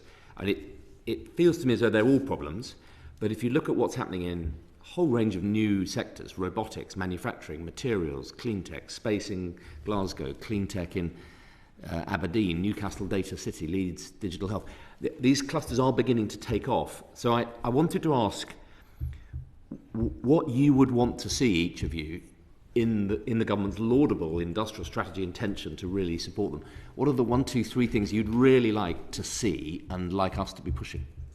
So 1, 2, 3. So universities and recognising their place in innovation, creating businesses, and in many cases kind of propagating them and helping them to grow from an idea into an actuality. I was looking at figures before I came in 2023, which I think is the year for which the figures are most recently available. 10% of all equity raised by British companies, by new British companies, was from university spin-outs. So that's already a very significant contribution, and I think it could be higher. The second thing, and I think it's come out, perhaps just a word on that. The Northern Gritstone was mentioned by Dan. That is a collaboration between universities. I think it was promoted as a kind of proof of concept, apart from anything else. I think the concept has been proved, and we've heard evidence of that. I think there are other parts of the country that could benefit from it. There's a proposal for the Midlands, for a fund called Midlands Mindforge. That the clustering of universities and to have access to a pot of capital that can then help both the startups, but more particularly scale-ups, which I guess is my second point. I think not at all complacent, and there's much more we can do better. But actually, compared to some other countries, I was in Japan a couple of weeks ago, they look with some admiration at our startup culture these days. We need to reinforce that, and we need to do better. But we could be much better at scale-up. So I hope we can get behind things like Northern Gritstone, as we have, Midlands Mindforge and others, perhaps using the British Business Bank, using the National Wealth Fund, the reforms that the Chancellor is making about pension fund investment. These are all areas that can, I think, in our national interest and in the interest of prosperity, can help as well. So the third thing, so universities, I think, scale up, and then the third thing would be agility. Again, if I'm sort of self-critical in looking back, when I was in office and George was in office, this is when UKRI was being set up and being established. And particularly not just, but the Innovate UK part of it, was meant to be a source of funds, as we heard in the previous sessions, that if there was an opportunity that arose, then a quick decision could be taken. There was a degree of risk that was recognised as being not just permissible but desirable, and kind of matching contributions where they were necessary could be made to secure globally mobile investments. I think, to be frank and to be candid, what's happened too much in UKRI since its formation is that the kind of grant culture of the research councils, where you kind of issue a call and it takes sort of months for people to respond to it, often at great length, and then there's a kind of committee of the great and the good that assess that through a kind of peer review, and then 9 months, even longer down the line, you finally get an answer, by which time this investment has been made in the United States or in Asia, and it slipped through our fingers. That wasn't the intention. So I think we need to get back to that agility, and I hope new leadership gives an opportunity to do that. Thank you. Can I just bring John in now, because I know that John has to leave soon. But thank you very much for that, Greg Clark. Thank you, Chair. Greg, you're probably going to get a lot of questions, so I apologise. But just picking up on, George raised the sort of tension between sector and place. Yes. I would be interested in your reflections on sort of place versus place, and I know you were here for some of the last discussions, but how much of a role do you think central government should have in a strategic view of where combined authorities should be working together, or the extent to which they should be given more freedom to sort of get on with it and innovate and look to build those connections themselves? I think central government should have a view of the capability and the potential for regions. I'm a bit with Kit Malthouse in the sense that a bit of competition between regions is not bad if it causes people to, I think a point that Dan made, kind of learn the lessons from what others have done and respond in that way. I remember when I was in office, we created the mayoralty of Liverpool, the Liverpool City region, and you wouldn't believe the kind of galvanising effect that had on Greater Manchester, who were absolutely incensed that their rival in the northwest should have the first mayor, and within months. Howard Bernstein and Richard Leese, well, within hours they were on the phone, but within months they'd negotiated what became the Manchester devolution deal, which I think most people would accept has been a success. So I think, and what's happened since then, I think Greater Manchester has acknowledged to have been a success. I think the West Midlands in many cases too, and other authorities. They shouldn't be held back to go at the pace of the slowest, and I'm always wary. I know there's a kind of preference instinctively, if you've got differences across the country, that can feel untidy, and there's sometimes in government a preference for bureaucratic order. I think that's not consistent with the kind of human condition. It's not consistent with places. You all represent places. They're all very different, and if localism is to mean anything, it must be to give expression to those differences rather than to corral everyone into the same template. So it's not a question of kind of dividing into kind of sheep and goats, and some people will never have powers and some people will be kind of blessed. I would encourage and back the places that are most capable, because that's to a deal, that's good for the nation as well as that place, and encourage and help, including kind of bilateral help from places that have worked, encourage other people to develop those capabilities so that they can have those devolved powers and funding. That's the way I would see it, rather than a kind of constitutional neatness. Yeah, no, I think that's helpful. And in terms of, so just picking up on that point very briefly, is there a way of incentivising combined authorities where we're not asking them to be in competition, but actually where it's helpful to incentivise them to actually collaborate? So I'm thinking in terms of the High Peak, where I am, as I mentioned before, is basically the corridor between two of the main core cities in the north. It has two of the major universities in the north. But there's very little incentive for all three combined authorities to come together and develop a partnership there. Is there something more that could be done to encourage that sort of intra-working across authorities?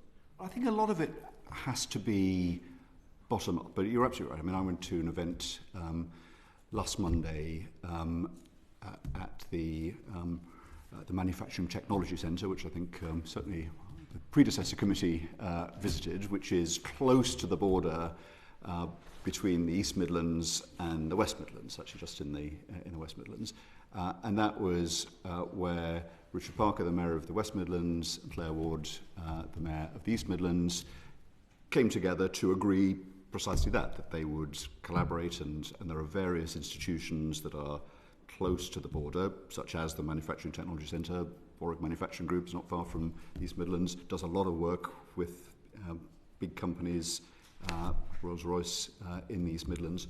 Of course it makes sense to reflect that, and so I would say and expect that the leadership of Greater Manchester, for example, would recognise that over the border in Derbyshire is part of, in effect, in many cases, the travel to work area and the transport footprint, and so you don't draw kind of artificial boundaries that no local person would express. And kind of going back to the point I made earlier, local people know about local places, and sometimes Whitehall has a kind of an attachment to these administrative boundaries, and that's how they see the world. It's not how local people do. So if you've established leaders to represent their locality, I would be very disappointed if they were pedantic about local borders. I'm going to bring in, thank you very much, I'm going to bring in George now, Kit now, and then go to Adam. Yes. I just had a very quick question then. Sorry, I have to go to followers' questions. For our two entrepreneurs, forgive me, Greg, SEIS, CIS, R&D tax credits, patent box, are you using all three? Are they all too complicated? SEIS, EIS, yes, used up all SEIS and most of EIS. Patent box, no, hardly worth it for the effort. R&D tax credits, absolutely, with trepidation based on the amount of stuff that's going back. I think I've spent probably a full man week writing the evidence of the R&D paperwork to prove that this is an R&D business, despite the fact that we've had £7 million worth of investment, of which £2 million is Innovate UK, of which we're not making money, so we're not selling products yet. So it has to be R&D by default, otherwise you'd be selling products. So that's my answer. Exactly the same. So SEIS, EIS, absolutely.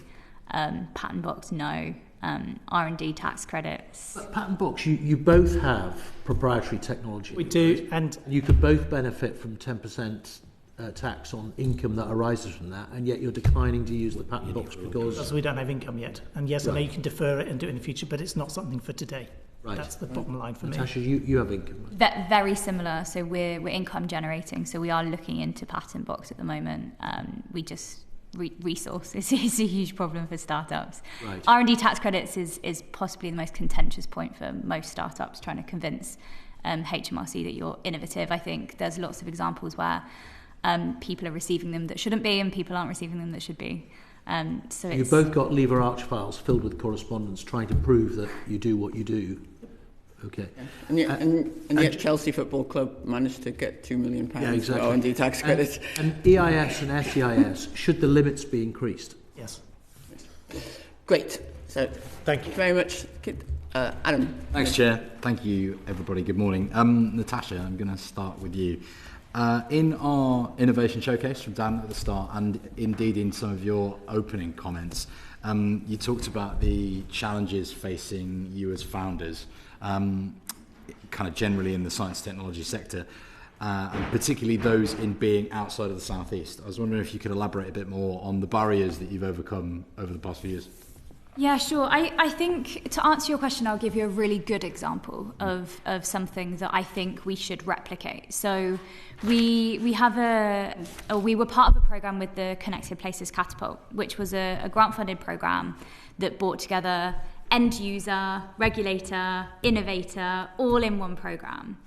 And it was a really good program because you see so much innovation that goes on where they'll get to the end and the regulation won't be right, or they won't fit in the right standards, for instance. So to put all of these stakeholders together was a really good idea. I don't see many of these programs around. I think we should encourage the generation of these programs. The reason why I answered your question with that is the barriers are regulatory, funding. We're in the built environment, which is one of the most traditional sectors. So actually to bring together and incentivize from the start your end user, in our case National Highways, was really key. So startups having voices and being listened to by these really big organisations is sometimes difficult. So maybe empowering catapults or Innovate UK programs to just make sure that we get all of those stakeholders together is key. Cool, thank you. And I mean, you talked about barriers being regulatory. In terms of the current policy landscape, how do you think the current policy is A, supporting the journey that you've been on, and then B, what would you want to change to make that easier for the next round of innovators in the next few years? And then maybe I'll bring Dan in on that question as well. Yeah, a couple of points, and I completely agree with your a couple of answers ago, Greg. I think for us, the university ecosystem and spin-out system was absolutely key, and the question about universities coming together, the Northern Accelerator is the perfect example of that. Not only does it provide that first level of pre-seed and seed funding, but it also has execs into business programs. So maybe academic founders who aren't or don't want to, aren't cut out, whatever the reason is, don't want to go into business, they can be supported by that program. I also think the point of public funding and consolidating public funding is key. I like the idea of an account manager or someone who can guide you through. I think Dan mentioned it. It is a full-time job keeping on top of the calls that are out there, and as a really early stage startup, you have to put the time in because investors are expecting that level of de-risking. So some kind of account manager that when you get to a certain stage, the government's kind of hedged its bets with lots of small innovation funding, but when you get to that I don't know, over £1 million or something, let's assign an account manager so that we're backing the horses that we've already put money into and that are going to scale, because we can no longer pump money into everyone. We need to decide who's going to win, who's going to be world beating, and then support them. And for me, what would make a difference in our startup and our scale-up journey now is if I could have someone that I could pick up the phone to and say, this is our challenge, is there a grant funding program that we could go on, because there's so many.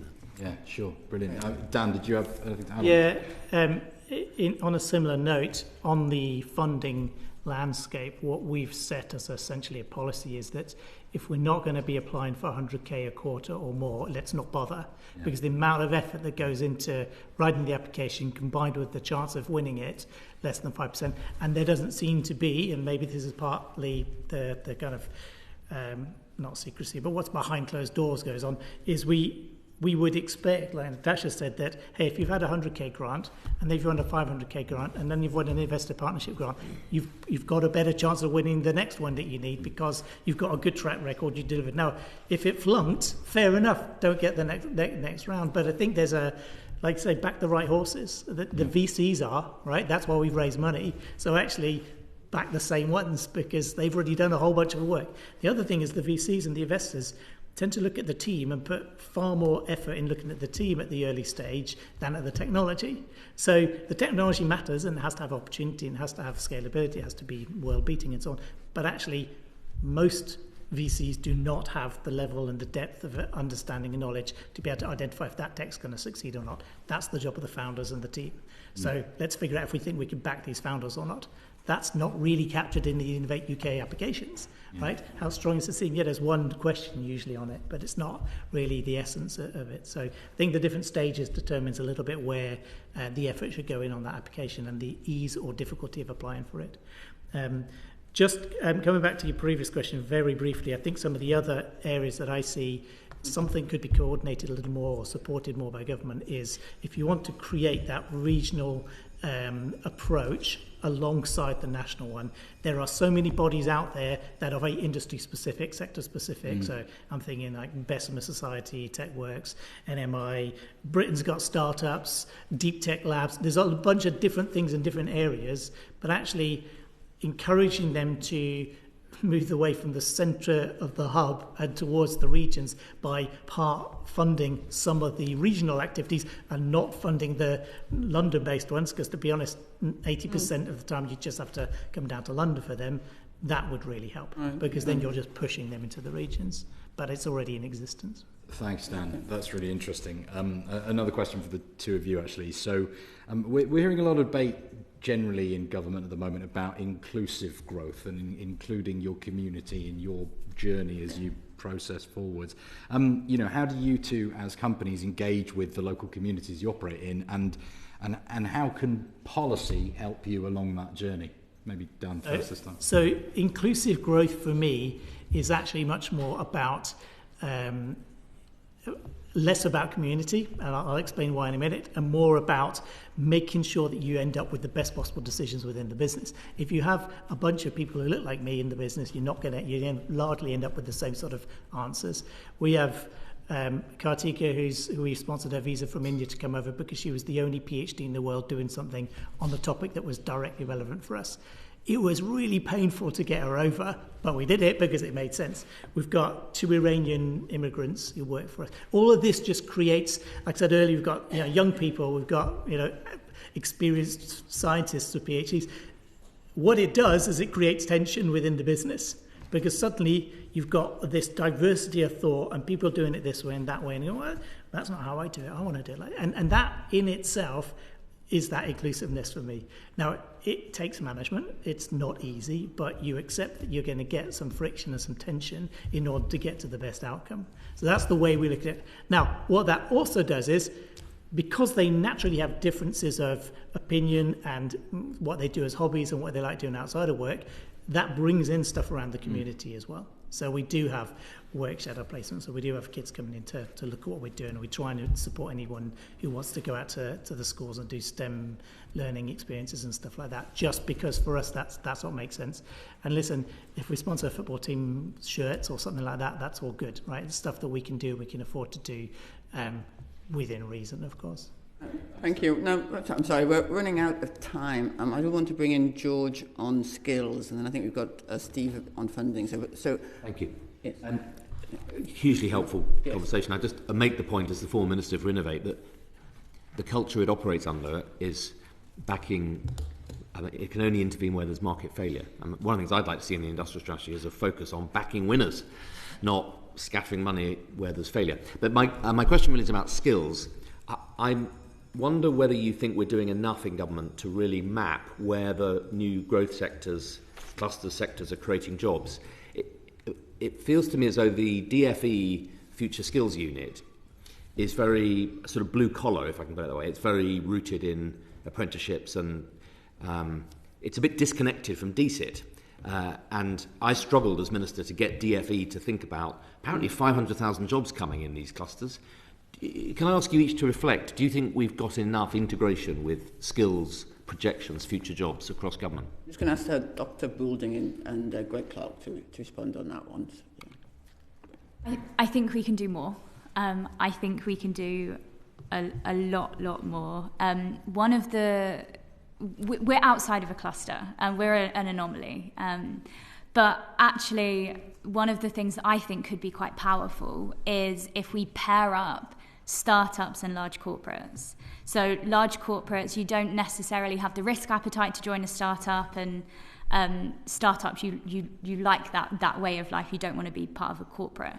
If we could do sabbaticals or year-long programs from large corporates into startups, the startup would gain a really talented person, albeit for a temporary amount of time, and the individual would gain a lot from being in a startup environment. So on the skills side, I think there's a lack of understanding of that skills needed in that just startup culture and startup mentality where you turn your hand to everything and anything at any one time. So actually, is there something we can do that partners that a little bit more? I know odd examples of where it happens, but it's not a joined up approach. So is there something we can do there? Great. And Greg? So I worry a lot about the skills. I mean, during my time in government, and I dare say it persists, for some reason, the kind of skills agenda has always been rather impervious to the kind of linkages to science and technology and, frankly, business and industry. And it's obvious that if we're to succeed in what we all want to do, which is to kind of really power up the creation of startups and the expansion of firms in areas in which we've got an advantage, and then we find we haven't got the people to do the jobs, that would be appalling. So I do. So I do hope that the committee, I'm sure it will, under its chair, will take an interest in this. And to George's specific point, there should be no kind of cliff edges here. We need to upgrade the level of skills we have right across our workforce. The Warrick Manufacturing Group have an academy. I was there last week. Does fantastic work in equipping people with scientific and engineering skills, at T level and GCSE level. We also have a degree apprenticeship program that is transformational in terms of what it does to people, and they have to have the recognition and prestige, it seems to me, in the system, and it shouldn't all be focused on just some earlier and sort of lower level qualifications. Thank you very much. I'm going to move on to Stephen, but just on that point, Greg Clark, when you talk about, because you've got vast experience, you talk about the lack of sort of a joined-up approach between industrial needs and skills. How would you, there's a couple of new things that you would do to address that? I mean, for example, you would not want government to tell Warwick what university degrees it should be offering in 5 years' time, or would, how can you just... No, but I would certainly make, through the skills system, make the funding available for the degree apprenticeships, for example, that are in demand at the moment by employers, given that they need to be sponsored by employers. So it's a demonstration of the demand. And I hear sometimes kind of talk that actually that's not the priority area. It's the kind of more basic apprenticeship qualifications. And don't get me wrong, we need that. But the idea that we can compete internationally without having people who have higher level technical qualifications, I think is important. I think there's a whole history of going back to kind of individual, the learning and skills councils and all the rest of the things that I think institutionally there's something in the folk memory in Whitehall that whenever it's tried to be more kind of local and responsive, it's got its fingers burnt. This was my experience as well. And the local skills unit in DFE, every cluster I went to told me they were creating hundreds, thousands of jobs over the next 5-10 years. And I'd ask, is the local FE, HE sector geared up to provide them? Are DFE aware? And the DFE local skills unit was asking a totally different question.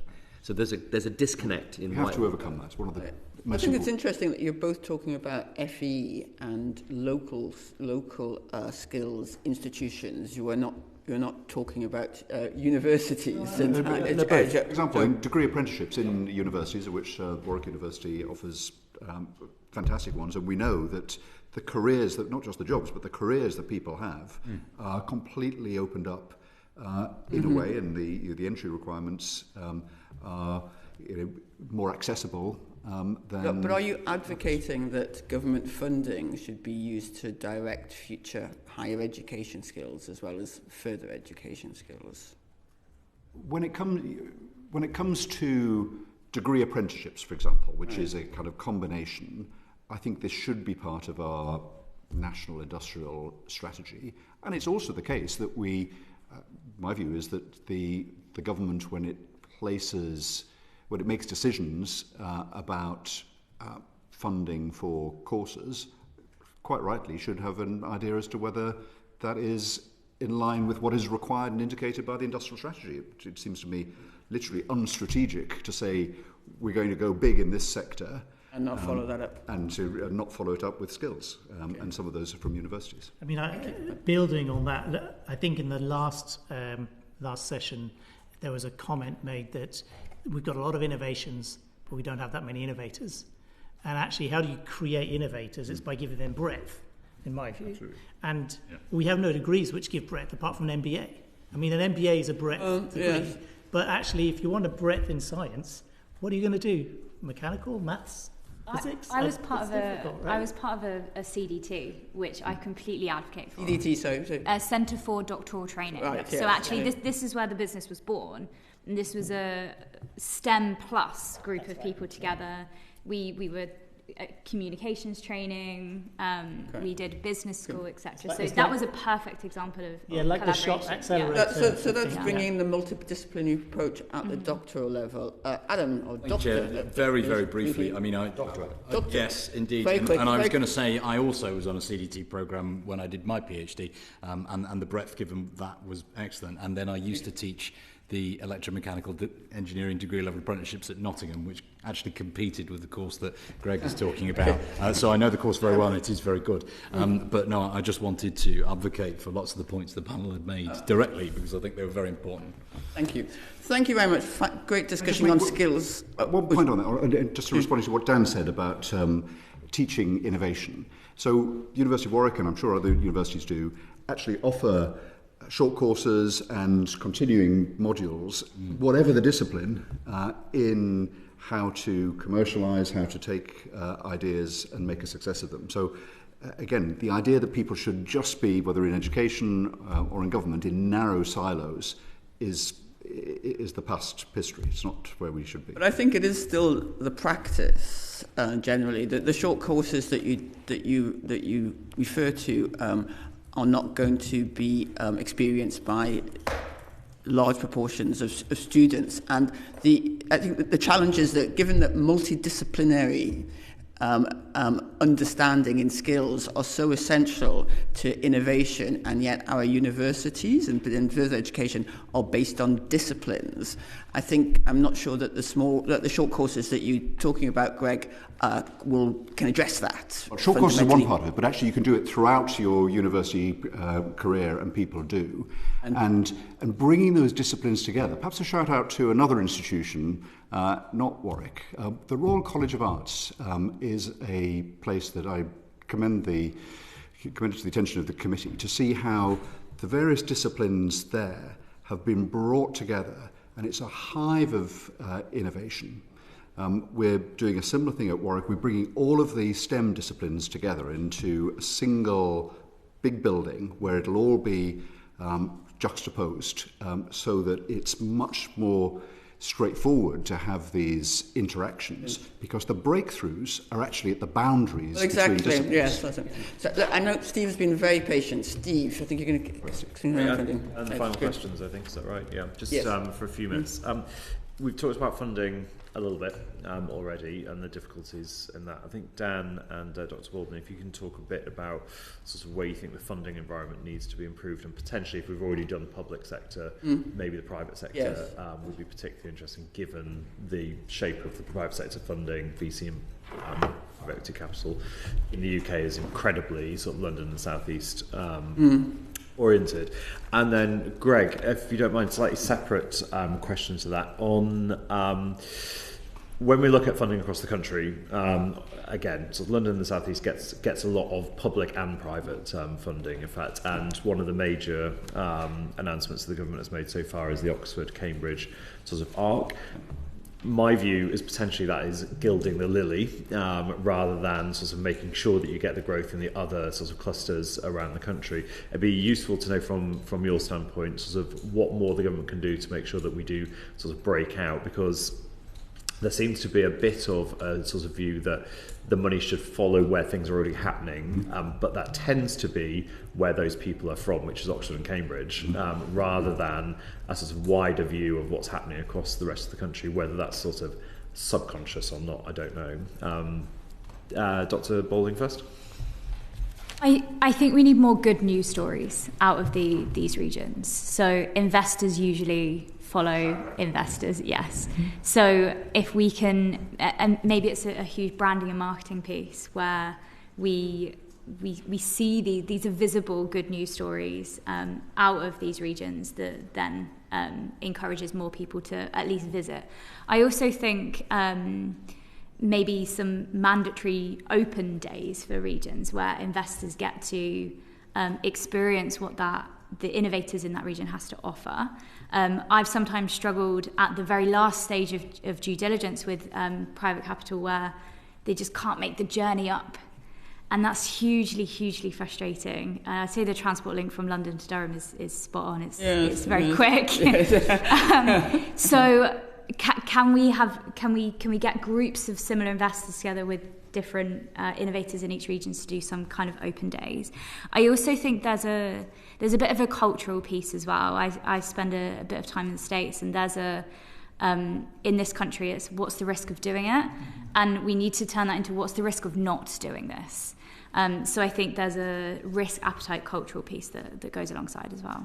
I ask a very, very quick supplementary question. One of the things I've heard is that in the regions you are more likely to get international capital rather than London-based capital. Have you had any experience of either or? We have had a lot of interest. I think I would say since the pandemic, actually, it's improved because investors, you're very used to doing things online. So actually, the opportunities open to us have improved from what I've seen. But we were a very, very new company before the pandemic. So, yeah, I'm not so sure. So we've had a quarter of our investment from US. And that's partly because one of our early angels is based in California, and so has a fund and continued following on with investment. Instead of doing it personally as an angel, did it through his fund instead. And separately, Northern Whitstone brought in a connection, which was a bunch of New York bankers, basically, who have a collaboration and invested as well. So it was a lot easier to get funds from both of those than from any of the UK investors, and because exactly what you said, which is there's a risk appetite which is just completely different, and that's probably just the amount of capital to be deployed as much as anything. They've got to fund things, and so they're looking to ways to put it into businesses, but they also see the UK as being a cheap environment to invest in because the valuations are lower. So it's not good for us, but it's good for US investors, and of course as us trying to raise funds, then I don't mind where the money comes from as long as it's clean. So it's I would say that stage for me between kind of the seed and the seed plus, that's the difficult one. That's the valley of death where you kind of haven't quite finished proving the tech, or you still got some major risks, but it's just the PR wise looks bad if you're doing a second seed. And so it's trying to sort of manage that appetite with investors to see you've delivered on all your milestones, which we had, but we haven't yet got sales, we haven't yet got a product. So there's more to come. And that's the nature of deep tech and deep science, I would say, rather than some of the other activities. Same with life science, by the way. It's exactly the same. It just takes a long time till you start seeing funding. And so how do you get that, basically that patient capital? Every investor we've gone to, it's the same question I always ask is, okay, what's the vintage of the fund, and is it an evergreen one or not? Because if it's a traditional VC fund, they've got 5 years to deploy, 5 years to recoup, and that's not long enough if you're coming in at the back end of that 5 first years. So understanding the funding landscape, and these are things you don't know as a founder when you're first starting up. So I was lucky I had an advisor who knew a bit about it, and from Amadeus, and helped me kind of navigate some of that. But those are the challenges that, as a spin-out university founder who's never done it before, you don't have those connections, those contacts. I came to it post 40 years old, my first startup, so you've got a bit of experience of a bit of network. Yeah. So it just changes the picture. Your network is everything, I think, in fundraising. So on the Oxford-Cambridge arc, I'm struck whenever I'm at an event or a kind of function and Andy Burnham, the Mayor of Greater Manchester, is speaking, the question of London comes up. He is always very emphatic that he wants London to succeed. The better London does, the better Greater Manchester does, the better the country does. And I think that applies to Oxford or Cambridge. These are clusters that are globally successful, and we absolutely want to make the most of them. It's good for the whole country. But I think the government are onto something when they talk about, and rightly in my view, promoting the Oxford-Cambridge arc, because you'll be familiar with this kind of the theory, I guess, of agglomeration, which means that the more you can connect people closely and quickly and reliably together, the more people can collaborate, the more they can share. And that's the thought behind the Oxford-Cambridge link. But that's not the only one. In fact, there's a certain link that is going to be built between central London and actually Manchester through Birmingham, HS2. The trains will still go to Manchester and beyond, go a bit slower north of Birmingham, to which we're committed, I think, £50 billion already. So just as this vision for the Oxford-Cambridge link is to kind of squeeze out all of the development and make sure that if you're investing in that, you get all the benefits, we should be doing the same for HS2. I think the government's been a bit sort of quiet about the huge potential there, and for that matter, across the north. If you were to have a rail link across the Pennines, you would have those same effects. So if they're promoting correctly the advantages of a link between Oxford and Cambridge, double down on it, and especially when you've made big commitments already. If we can do that, if we can join up these important regional powerhouses of science and innovation and technology with the capital as well, then we're quite a small country. Our ability to compete will be so much greater, and prosperity will follow to regions that have sometimes struggled. Thank you. I would just like to follow up on that, because you're talking about connectivity and the impact of HS2 and potential links and transport links in the north is something that I think we would certainly advocate for. But we also heard from Dr. Natasha Boulding about the difficulty still of getting investors to at particular points to travel. And we also heard from the Scale Up Institute, who suggested that what was needed was better curation of existing potential investment targets, so that they were better, if you like, advertised, promoted, and prepared to be investment targets. Do you, in your experience, Greg, do you have a view on that? And is it something that we are investing in, or that we should be investing in? Yes, I do. I mean, first of all, going back to our earlier discussion about city regions, leaders can make a big difference. So Howard Bernstein, when he was not the political leader but the chief executive of the City of Manchester, when I was in office, if he heard that an international investor was in London to see some sites, he'd be straight down on the train, and by the end of the day, he'd have lured them to spend an extra day in Manchester and be showing them around sites. So that degree of kind of personal concierge service is available to the regions, and they should have it. But I think the government should have it as well, especially given what can be silos across government.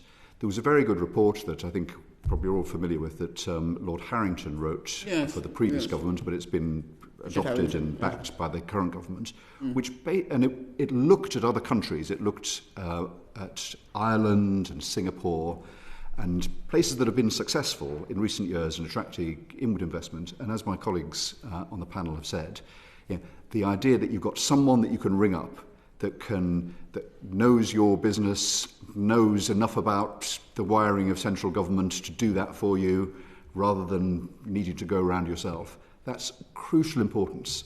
In a world, I'm an economist by background, and sometimes these things are sort of irrational. Why should it be the case? If there's a deal to be done, if the kind of market clears, it'll happen. The personal relationships are so important, and I mean, you've heard it from the... There's a point that's come through from all of you that, in my experience, people do deals with people. Yeah. Scientists collaborate with people. Exactly. Investors look... And in the end, we have to personalise this so that you've got a Howard Bernstein or a Dan or somebody at the end of a phone call. And as a trade envoy in Asia Pacific, when I persuade people to invest in the North East, as I look forward to doing, the question they'll ask is, who do I speak to? Yeah. And it's no good saying UKRI main building. They need somebody who says, good morning, North East Investment Office. Very good point. We do have an Office of Investment and an Investment Minister. We should be asking every regional authority if they have an Office of Investment or somebody that you could call, and maybe that should be the Mayor. But we've gone well over time, but it's been a fascinating discussion. Thank you so much. Thank you so much each of you for the contributions you've made. Thank you so much, Greg Clark, for coming back to the panel for your... Thank you, Chair. And thank you, Dr. Boulding, for coming from the North East to Westminster. And thank you, Dan, Cathie, for your experiences. And moving north, indeed. North East. Exactly. So it's been a very interesting discussion, and thank you very much for your contributions. Order.